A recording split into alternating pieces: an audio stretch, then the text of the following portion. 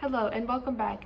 In this video we will be discussing the quote from the Bible, "For dust you are and to dust you shall return," or, as I will recite later, the original text. In this snippet, God is speaking to Adam after his sin. Prior to this, Adam lived an immortal life which God has created for him in his perfect form. However, after his fall, he dies, concluding his human life. And this is the idea that is used in Christian traditions such as Ash Wednesday, but this isn't what the video is going to be about.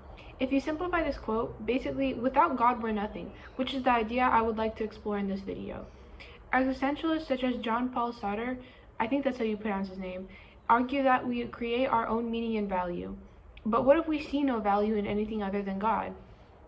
Many struggle with mental health, for example, turn to God as their savior and live in accordance to what they think God would like. Even though turning something you find special is a decent coping skill, I would argue that the point of everything, including faith, is creating your own purpose. So warping reality, in a way, is a core component of life.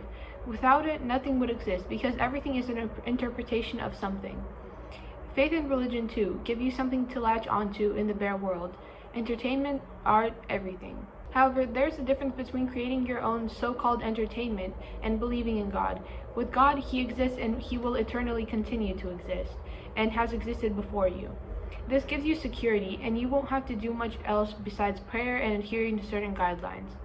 But distracting yourself from the bare world is completely different, more challenging, but also rewarding. Coming back to my previous video about life imitating art, people create art that reflects their thoughts or imagination, and that translates onto the public as they consume the media.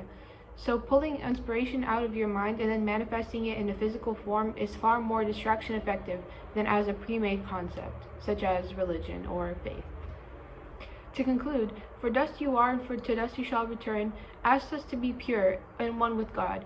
But I ask the question, to what extent is purity or devotion more important than freedom and creation? Adam certainly chose the latter, but that is why he's human, and so are we. Thank you for watching my video.